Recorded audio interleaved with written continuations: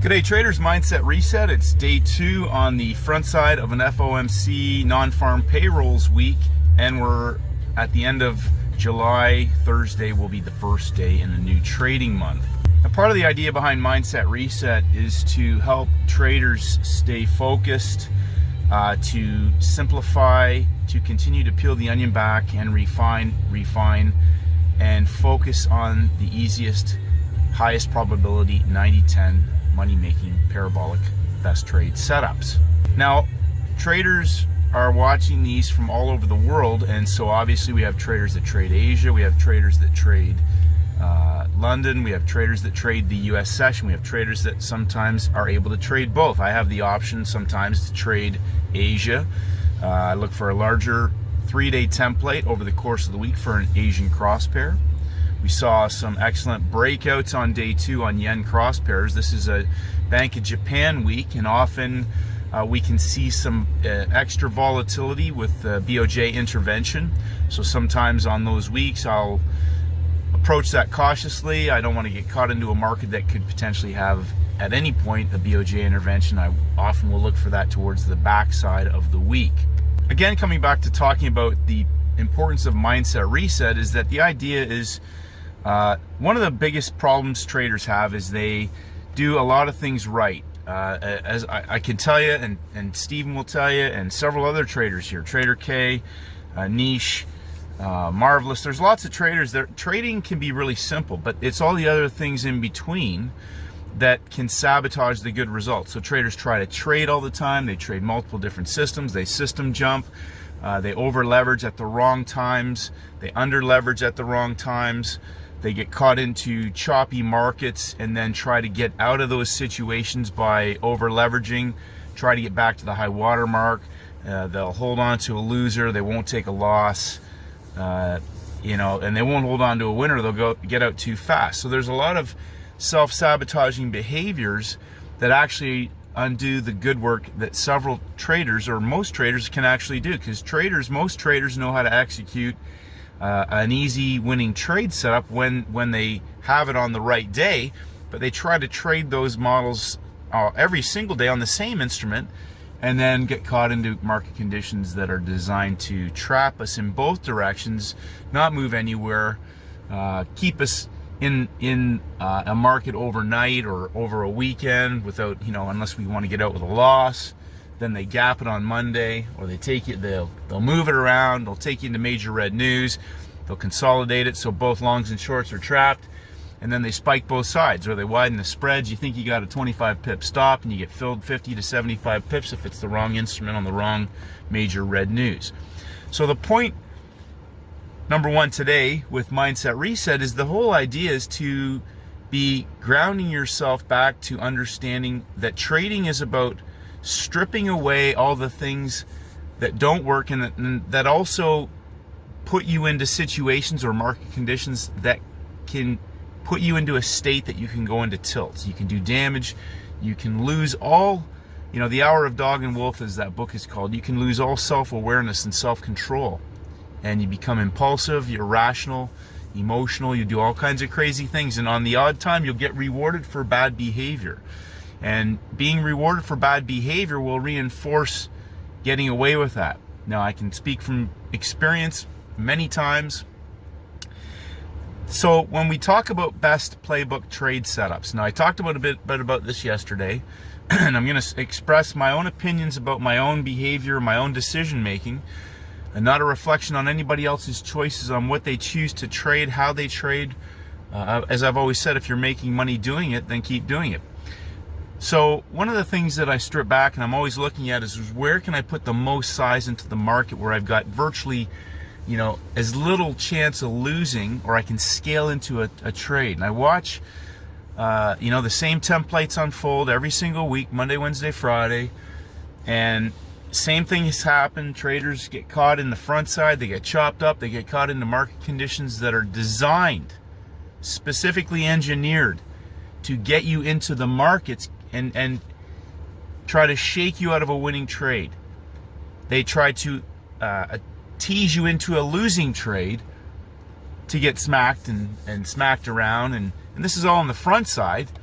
And then you miss the easy money on the backside. You do everything right, you do everything right, you do everything right. Then you get one day, one market, one situation, which is why I talk about specific trade setup criteria.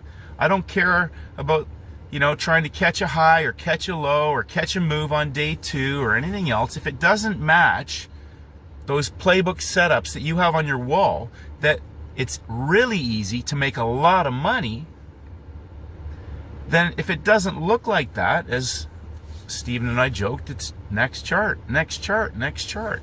Because there are days that and Stephen joked about it today, don't want a science project. Like, I looked at today's markets, and specifically prior to the opens today, there were only a couple of markets that indicated to me day 2 activity where I saw an advantage, and that was on the yen pairs.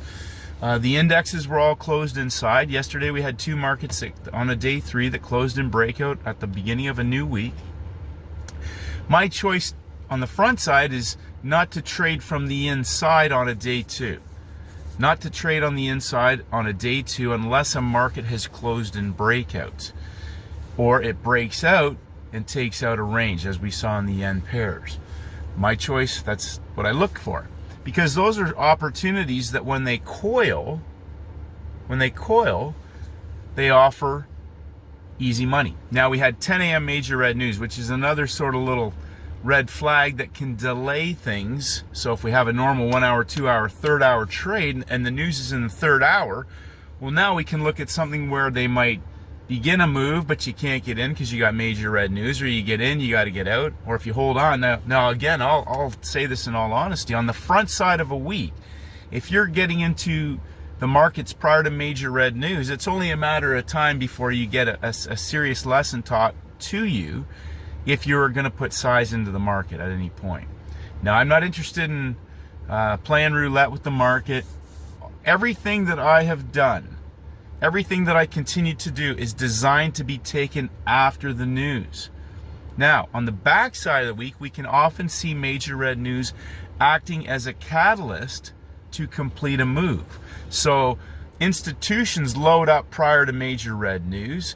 They'll hold on to it and shift it after the news, forcing retail to chase a move that's already in progress on the backside or the closing range of a week. I reinforce that focus on simple setups. I'm not trying to read markets. Like, over time it's 50-50. You can't put size into the market, which is why I keep reinforcing the concept of rinse and repeat setups that have criteria that build into the trade day itself. It's not a matter of me picking my favorite markets and trying to get a move and then patting myself on the back because I got some pips.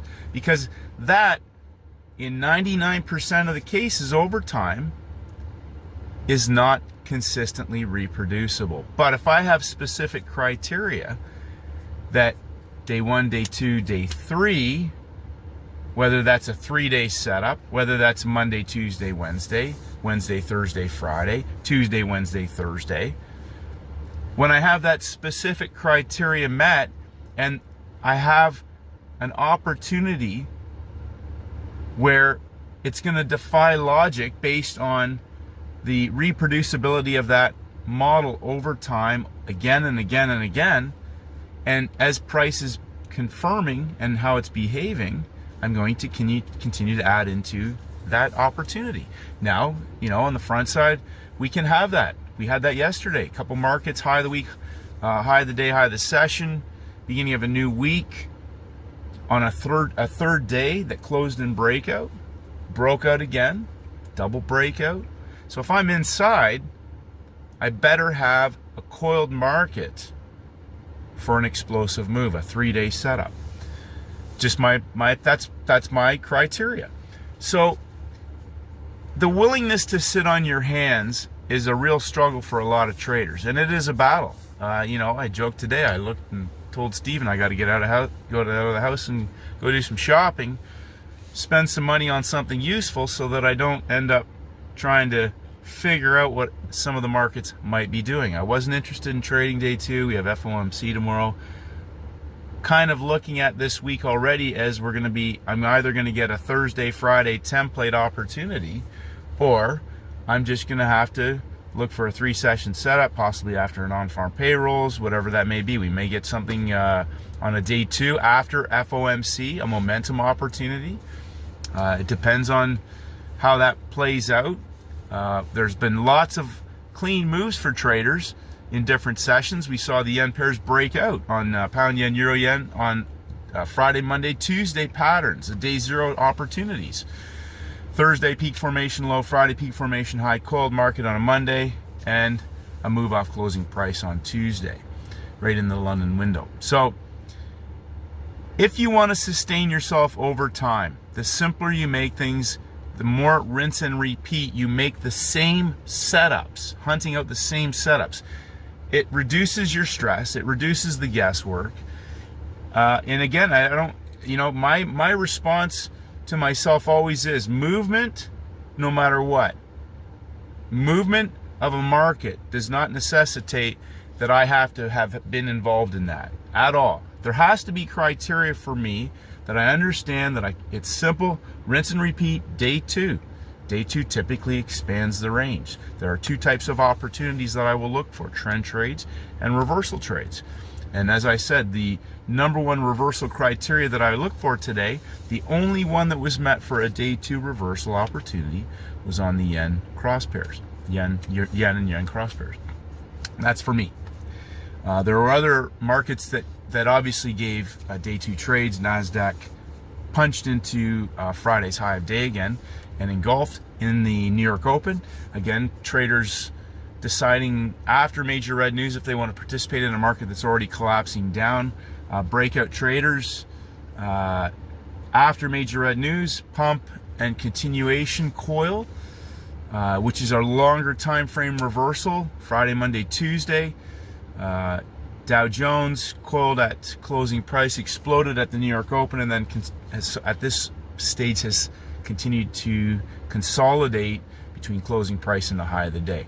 So with FOMC tomorrow, it's a decision that traders make for themselves, and you should base that on what criteria do you make your trading decisions on. An excellent question today from a trader was, I'm getting chopped up, what do I need to do?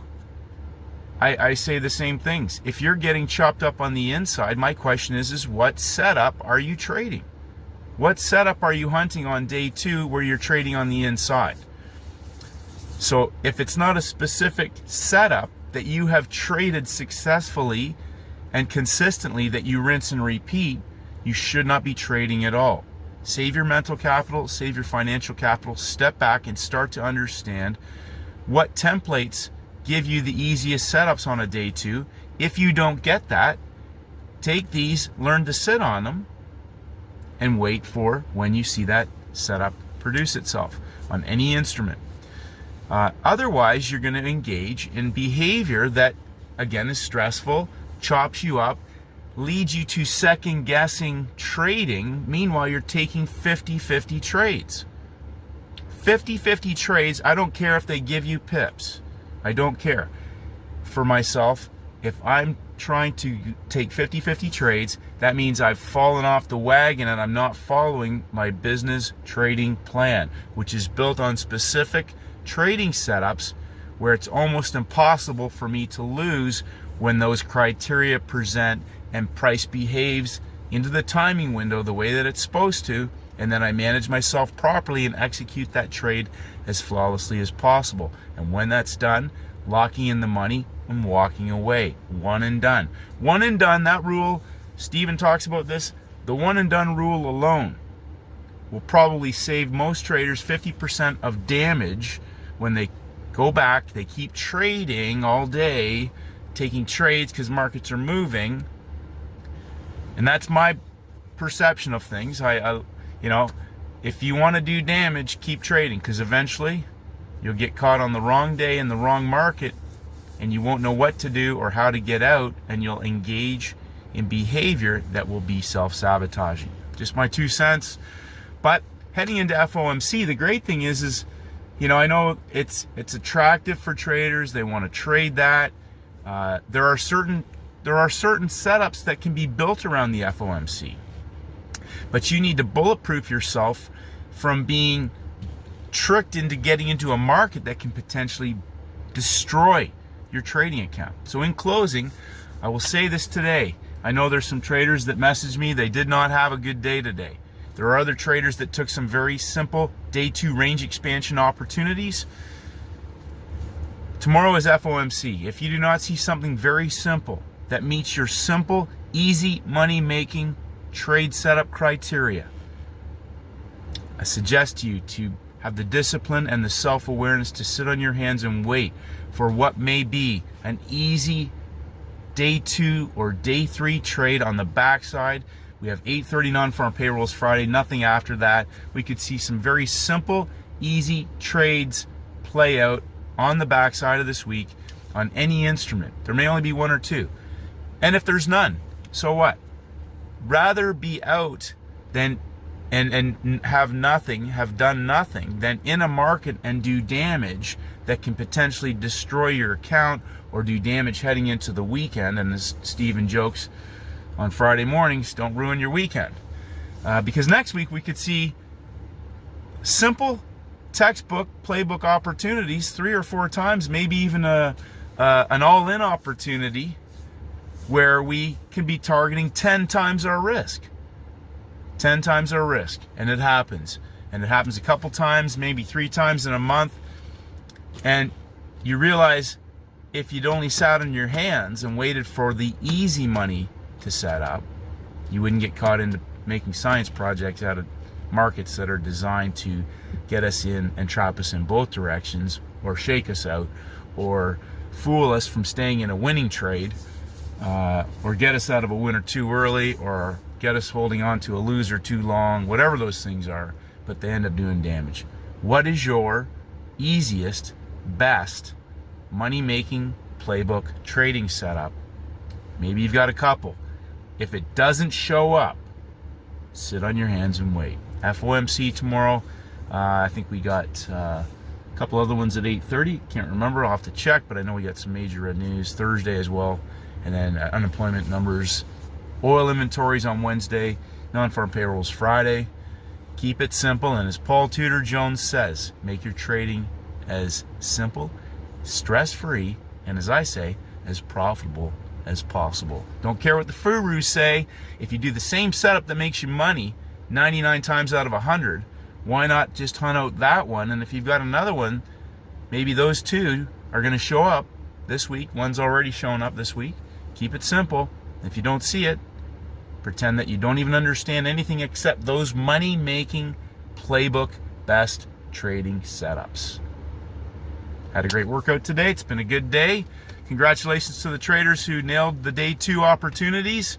Tomorrow FOMC. Have a great day, traders, and may the markets go with you.